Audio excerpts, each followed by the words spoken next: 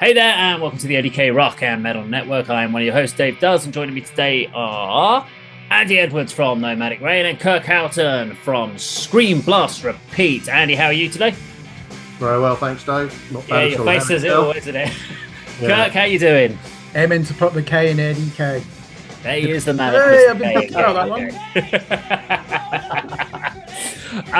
Today, we obviously, if you do not know already, which you surely probably do because you're watching this video, but if you didn't know already, A.D.K. puts on live music events at least once a month, primarily out the 66 bar, but we do get a chance to do some other venues from time to time. We have a few others this year as well.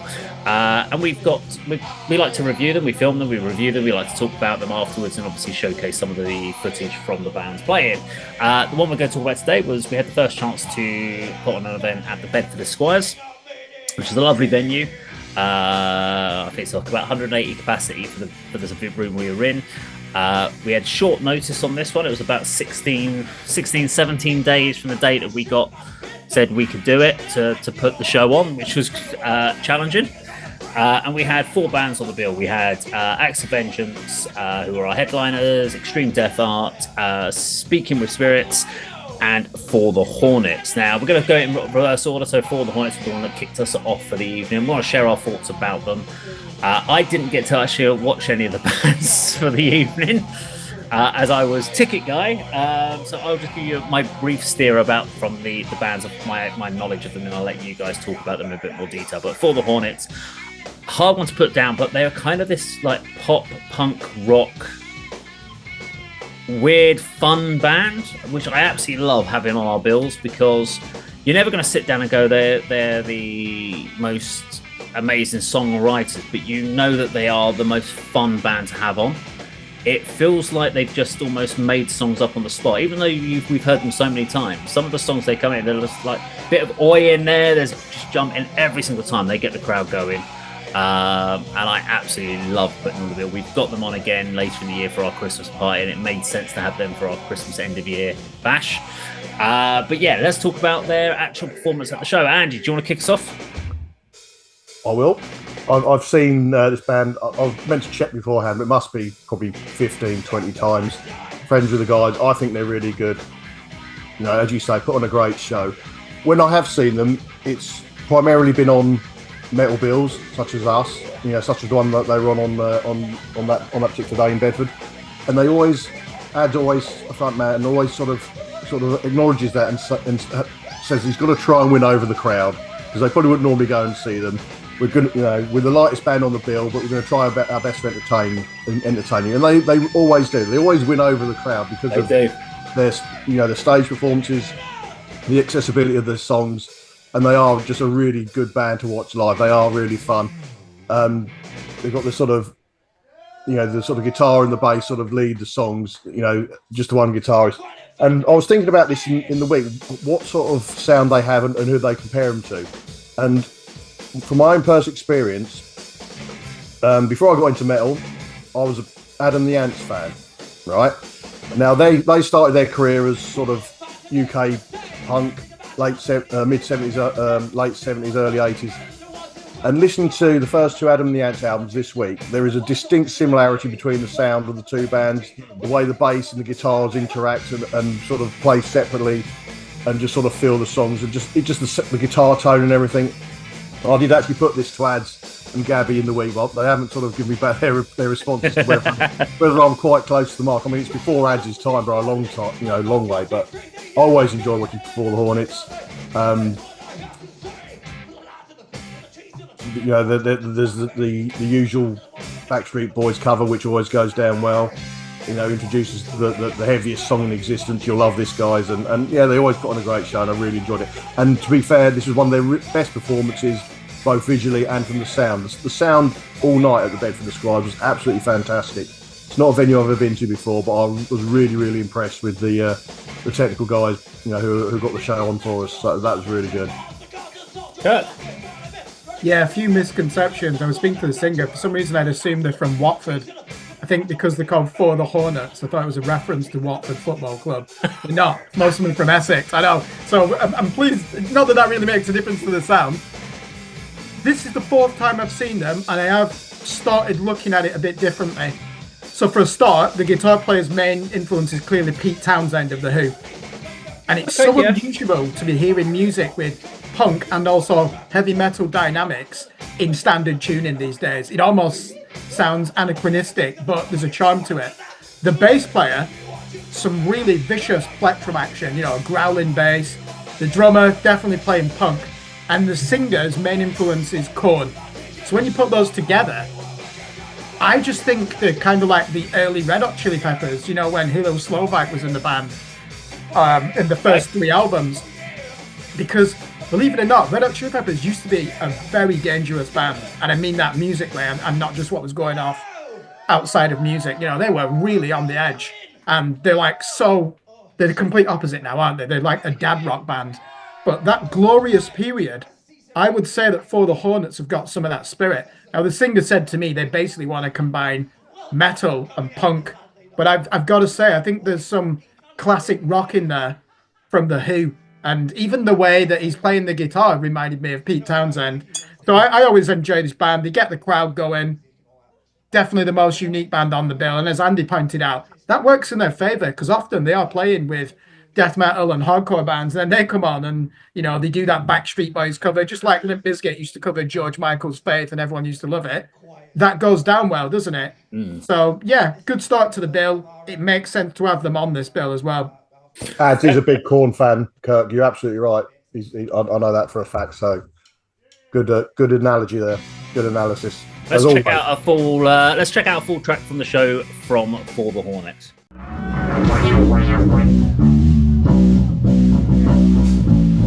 All right. Trying to get down, take shoes off.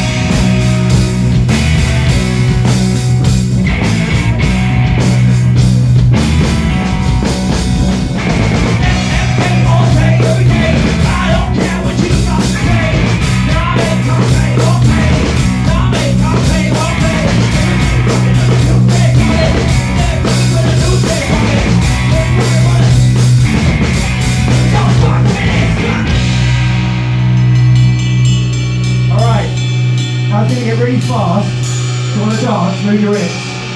Have a dance, go for it. It's fine. I know it's early, it's okay. But it's your chance. Are you ready?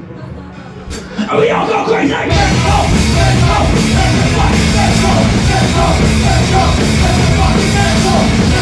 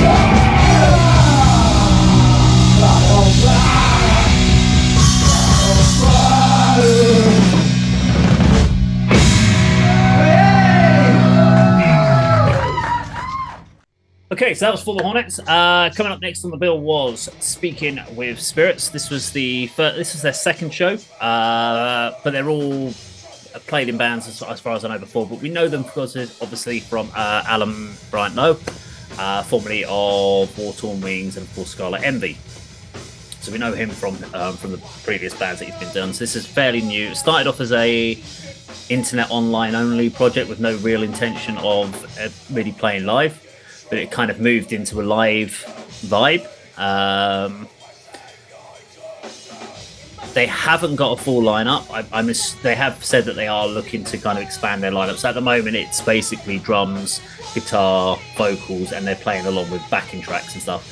The only thing I can say from what I saw of it is it does feel lacking with playing those backing tracks because the balance of everything didn't feel right. Things weren't cutting through, the bass wasn't cutting through. So there was definitely what I could hear out front.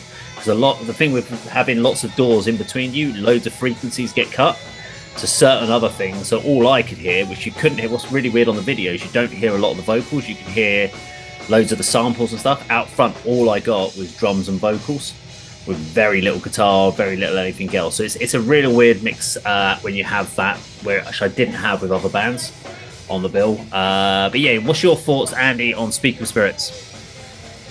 Going into the show, I knew nothing about them other than the fact that Alan was in the band. I was surprised to hear that they were, only on their second gig, and they've actually got 3 songs out, I believe, on the streaming platform. So that's sort of a really good start and a good foundation for the band. And I was wondering, with just the 3 of them on stage, were they missing the bass player for the night, or is this the sort of lineup of the band? Their performance, I quite enjoyed. The guitar was a little bit low in the mix. What I could hear was really good. I thought there was a good use of samples and the backing tracks. It seemed to work in the in-between songs and certain sections of the songs where they're sort of apparent. Young AD at front, I think, done really well as well. I think she does need to build her confidence when she's singing, but actually sort of the between-song banter and interaction with the crowd was really, really good as well. So I think they're going to grow as a band, but it wasn't quite there on that particular show for the reasons we've already talked about. But it's one to look out for. I quite enjoyed the material as well, so I'll sort of check them out and maybe look forward to seeing them when they're sort of performing a little bit stronger. Okay, Kirk. Yeah, I must make a confession. For the first 2 songs, I was with your wife, Dave, and excuse me, trying to convince her to watch a Netflix drama called Tokyo Love Story. For like the first 2 songs, is that the point where you'd already started getting drunk at that point? Yeah, I'd had a few by now. So for our viewers, I'm with Dave's wife at this point, and we're talking about Netflix. It doesn't sound any better than what you say, Kirk. The more you keep saying you're with my wife, there's a reason we don't meet up anymore, Kirk. Yeah. No, so anyway, that I kind of missed the first 2 songs. I was speaking to Alan Bryant Lowe before the gig, and he was saying this is the most technical band he's played in, and he's really got to concentrate, and it's hard to have that muscle memory, and he enjoys that challenge. But you're right, I thought the guitars, the tone, there was too much treble on that, not enough bass. The samples were fine. I don't think you can go... The only way you can go wrong with samples is if that recording skips, like Milli Vanilli at the Grammys in 1989. So I don't think that's really much of a challenge for a live band. A lot of syncopation in the riffs. Couldn't really hear them. I was at the back. It was too low in the mix. Vocals, yeah, I think it's a work in progress. I thought that she had good interaction with the audience, the singer, and the guitar player. He does all the songwriting, doesn't he? And then Alan lays down his pocket grooves. So yeah, it was a good set. They played their first gig, I think, weeks before at Mansfield. They've already got another 6 coming up. And again, I was speaking to Alan before the gig, and we were joking. We were saying, like, Machine Head Rob Flynn was giving an interview, and he was like, you have to go out and do those gigs at the beginning, and you might not really know what you're doing, but you just got to learn how to do it. And every band goes through that. So I thought they did a good job, considering that was the second ever concert. I'm not sure if they're going to be entering Metal to the Masses, but if they are, I don't think it'll be the Hitching Heat. No, I think they were. I'm sure I did see them on one of the lists, but they were further north somewhere. Might be, actually, it might be Norwich. Yeah. Well, Yeah, I think it was Norwich they were doing. Yeah. Yeah. The only thing one of the things you mentioned there about the samples is it suddenly made me think about it. A lot of the time when people do these sample tracks, this is the same setup that they've got for when they've tracked the song for release. But one of the things that people do when they track things for release is they put things like delay and reverb. So it sounds great when you've got headphones on, but when you've got it in a live music venue, you do not want reverb on a sample, because when you've got reverb going into a big room, you're going to get more reverb, and then that becomes really muddy. And I wonder sometimes when you get these really muddy mixes where the samples are just feeling quite there's too many layers, whether these people have actually stripped the reverb off the track to make it as raw as possible so that it let the room do its job. That might have been one of the reasons I went in there and went, I'm not sure about the reverb. But anyway, we'll let you judge at home. Here is a track from Speaking with Spirits.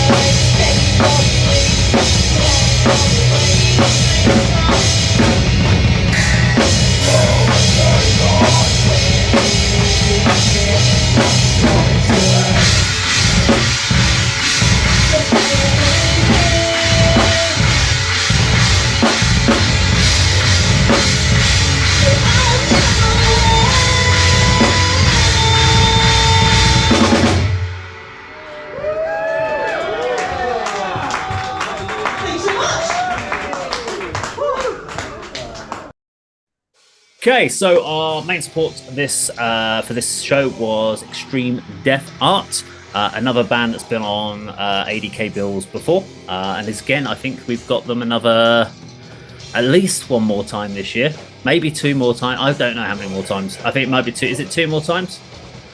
Oh yeah, we've got them in May, where we've got them as opening band for the Heretic Order. And we've also got them in November on the Template bill, if I got that right. I think so. Off the top of my head, boys. There we go. I can only say two more performances to look forward to, but I couldn't tell you which of our shows they're on. Just trying to remember. We have got a lot of gigs coming up. So so EDA didn't get a chance, but I've seen them many times before. So I'm going to throw straight over to you for you guys. Your feedback on the show, Andy. This is a very exciting band. I mean, I've tracked their progress from their first Metal to the Masses performance, which, as we've discussed before when they've been on the channel, was minus a vocalist, but they got through the first heat of their Metal to the Masses. Yeah. Is that the... No, it's my one. But he might as well have been. Yeah, the vocalist they used on the night looks very much like the skeleton on Dave's chair there. In as much as they didn't have one, but they had this skeletal figure up front. And they just progressed so well. They've done some recent shows in London, and memorably played Club 85 in Hitchin in November last year with Cage Fight. One of my highlights of the year gig wise. It's a very familiar set. I think there's one or two new ones. I think the last track was a new one, but they are just extremely talented musicians, extremely talented songwriters, and I just absolutely love the music they're producing, and I cannot wait for them to get this album that they're doing finalised, tweaked, mixed to their satisfaction and get it released. I'm not quite sure what the format is going to be or the timetable, but technical death metal, excellent vocals, great stage presence. They've got experience from other bands. Both John Paul, the guitarist, and Shane are now working together in the Listen Divide as well. But yeah, can't praise them enough. I think the material is excellent. May not be the most original, but to me it just strikes home as very accessible death metal. Just love looking back at my clips. That's unusual for me. Our videos from previous shows. I don't often look at the material that we recorded, for the network. But Extreme Death are an excellent band, and looking forward to their progress and their journey going forward. The other thing I want to say about EDA, it's a lot easier than saying Extreme Death Art, but EDA is they're also very supportive of the grassroots scene. So they are one of the few bands that has come to more than one show, not just their own show. They've come out to support us and other people on the scene. Both JP and Shane got involved with ADK Radio and tried to do stuff and got involved in that. That's really important as well. So they don't just support their own bands, they go out and support others and watch other bands and stuff like that. So just really recognizing that, because it's tough when you're in a band and you've got all your own stuff going on. Finding free time to actually go and support other bands is actually a bit of a challenge, and that's what the problem we've now have with the scene is. Everyone that's in the scene is pretty much either your mum or your dad coming to watch it, or friends that are in other bands. So it's great to see other bands actually come out and supporting. So Kirk, what did you think of EDA? Probably the most extreme band that's ever played Bedford Esquires, I imagine. They're not possibly used at to the moment, metal, though, understandably. To me, their sound is now at an intersection between Napalm Death, Harmony Corruption era, and Hate Eternal, the early 2000s. So it's really death grind, isn't it, that they're playing? Probably the first time I've seen them where I'm not just concentrating on the drums, because that drummer is the best in the scene, really, isn't it? Certainly for extreme metal. Yeah. James Kelly. Yeah, I was doing that to the guitar player. There was one problem with this live sound. The vocalist couldn't get himself heard. It's the only set where he was screaming. So it's not, he was putting on it, he just couldn't get himself heard. So there was something in the mix. I don't know what was causing that. And that just let them down, probably through no fault of their own. Musically, it is very technical music as well. I don't really listen to much death metal these days. These are one of the few bands that I like, but I haven't heard them on record. Along with that London death metal band Vacuous and the Cambridge band Celestial Sanctuary, there's not really much that has grabbed my attention over the last couple of years in the genre. I've got high hopes for these, definitely, because the vocalist, every time you watch them and the new songs come in, he's really showing the different ranges that he's got. He's not just doing, the caveman grunts. He's not just doing those ferocious demonic screams. He's really trying quite a few things. And I did notice they have started to put a bit of prog melody in there as well on some of the new songs. So yeah, really excited about these. One of the best live bands, certainly in the Hertfordshire, Bedfordshire area. and they don't struggle to get gigs. What does that tell you? It's because they've been in other bands, but they love doing it. And as you said, they network, they support other bands. So it's a breath of fresh air. Definitely one of my favourites, aren't they? Let's go check out a track from A.D.K.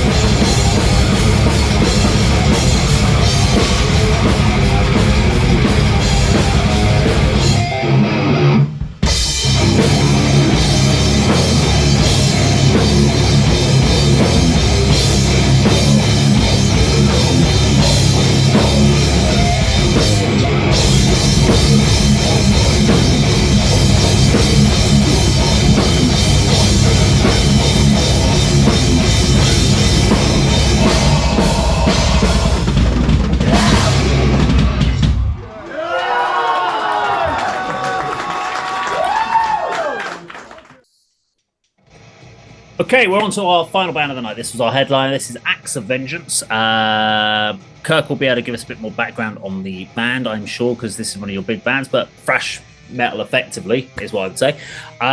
Before I get into the detail on it, I did get a chance to watch a little bit of them because I was able to kind of come off the door by this point for the headliners. But I want to share one thing. One of the biggest challenges I had when we were talking about promoting this gig is you want to get footage together and you want to get some stuff. You want to get their promo videos and you want to kind of put it together in like a 1 minute reel, which is what we do for the gigs.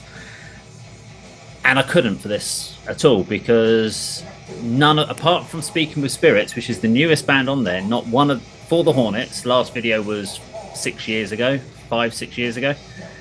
An old music video from then. Acts of Vengeance, the last footage they had was from an old lineup. They've got literally only live clips, and EDA have got only live clips. There's no, and these bands have been around for long enough now to have recorded something and got a video out. So my big push, and I've even said this to Shane and JP when I've seen them, I'm like, so when's your music video coming out for EDA? What's going on, guys? Because actually you need that promotion. That's a massive part of your promotion is your music video, and we weren't able to do a promo video to promote this gig because we had no footage that we could use for these bands. You can use live clips, but it doesn't work if you've not got music behind it. That's good quality music, not live clips. And that would be my only push. But as far as Acts of Vengeance on the night, really good show. They'd obviously put a lot of work into the fact that they had their longer set. In my head, I think when I was watching them, especially Marty at the front, you could see he was acting like he was like, to him, this was an arena show. He was going full on. He was power stancing. He was loving it every moment of it. And I think the rest of the guys were feeding off that as well. So it was really good. I actually want the drummer to hit the drums harder. It's my only thing. He's quite when he's playing fast, he hits it really softly in comparison. I was watching and I was like, I can't hear the crack of the snare. It's getting lost in the mix, because then when he does get into a slow groove, he hits it harder. And I'm like, and that's where the sound guy's having to write it. So that would be my only thing when you're getting real fast stuff. Double kicks coming through, but you lose all your cymbals and your snares because you're hitting them so lightly that it just gets lost. And you can hear like the guitars going, and then none of the crack is coming through. And I was sitting in the back going, no, I'm having to try and work out where the beat is because I can't. All I've got is the double kick now. That's my only thing and then I was trying to work it out, but. Apart from that, great set, and technically drums wise were really good. Just give him a bit of wallop, mate. Just give him a smack. Andy. Yeah, Acts of Vengeance. I think you mentioned thrash. There's certainly some death metal songs, death metal periods and influences on this band. Probably seen them getting on for 10 times now. Really, really enjoy watching these guys. And it's probably the best performance I've ever seen from them. Sound was great all night, I think, for most of the bands. I'm not going to sit there and say, oh, Matt wasn't striking the snare hard enough. I'm not going to pick up things like that. I'm just enjoying the show. But yeah, it's really, really, really, excellent set. Kirk will expand on this because I think he found out some more details from Poe at the bass player that I think there was 3 new tracks from the upcoming new EP. They all fitted in really, really well, and again, accessible. I wasn't sitting there watching, oh yeah, this is a new track, I can't quite vibe with this one, I can't quite get into it, but it's following the theme from the Scars of War EP, similar vibe, similar sort of material, but performed and written really, really well. And just another shout out to the guys behind the scene. Lighting and sound for all 4 bands was excellent overall, I thought. When you compare it to some other venues that we attend shows at, this was, a great advert for Bedford Esquires. As I said, I've never been there before, but I'm certainly looking forward to the next time, and I'd love to play there myself as well. Great night, fantastic night. First gig of the year for me, absolutely brilliant. On to you, Kirk. It's probably fair to call this Acts of Vengeance Redux because they started in 2016, put out an album called Slaves to Sin, and Marty, who's now the vocalist and guitar player, as you said, wasn't even at the microphone for that album. So they really came back in 2023 with an EP called The Awakening, and then one that we reviewed last year called Scars of War, which is I give it 8 out of 10 when I reviewed it for Scream Blast Repeat. Musically, I love this band. They are a guitarist band, aren't they? That's what thrash metal is. Andy's right. There's a lot of old school death metal in here. We're talking death, not necessarily Morbid Angel, but Benediction. Bands like that. I love the flamboyance when the 2 guitar players are shredding, but they're really good at picking out those melodies when they're harmonizing as well. Plenty of fast plectrum action, like alternate picking, my type of riffs. If I had long hair, I'd be spinning my head. I do it anyway when I'm watching this band. I think to me, this is the nearest thing I've got to an indulgence in the grassroots scene because I just love this type of music. Thrash metal, I could just listen to all the time. Even if I'm not paying it 80%, I'm still into it, which I can't really say about other genres. Maybe prog metal could be the exception. Good to see him do an extended set list. Vocals were spot on. The bass, Poe, or Sub. I actually call him Sub, even though they call him Poe. He's loving it as well. He's even pointing. You know, there's a moment all three of them are shooting into the crowd. But they're playing really heavy music as well. They love the Slayer, they love the Metallica, they love Megadeth, they love Death, Sepultura, all the bands that I've grown up on, you know, as a metalhead. So I'm always going to like this. And yeah, I think they're really planning to just do an EP every year, or possibly even 2 every year. They seem to be in a good spot at the moment. Regular rehearsals. Marty's got a studio at home.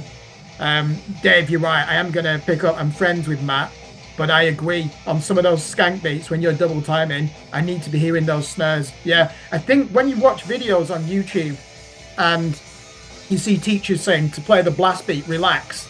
You don't need to hit it as hard. And he was very relaxed into it. He was on time, but I was like, the guy's not gonna. He's gonna have to ride that up, and as soon as you hit that snare again hard, it's gonna overpower it. So he can't do that. Matt likes his Pantera Machine Head. He's more into that groove metal that you know, I like Dave. I mean, so I can understand that, but you're right. When he starts locking in on that 4/4, you know, and you've got the hi-hat going, then you can hear it. But yeah, I think it just needs to be a bit more velocity on that, because those guitars are writhing, aren't they? You know, they're really thrashing away. But good band to headline. Great to see him now step up to this level, where I think that, you know, what was it? 20? How long was this set?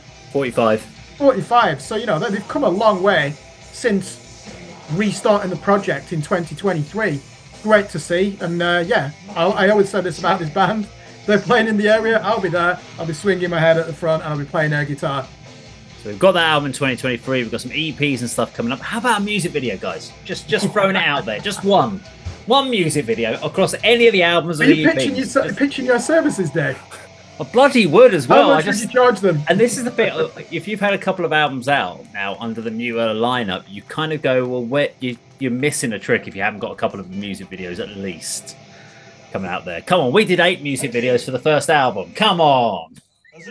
Marty, if you watch him, Dave says he'll do a promo video for your next EP. I have offered a couple of recent bands some promo stuff. But apart from that, we'll just big thank you for everyone for joining us, and now we will let you finish with a song from Acts of Vengeance. Take care.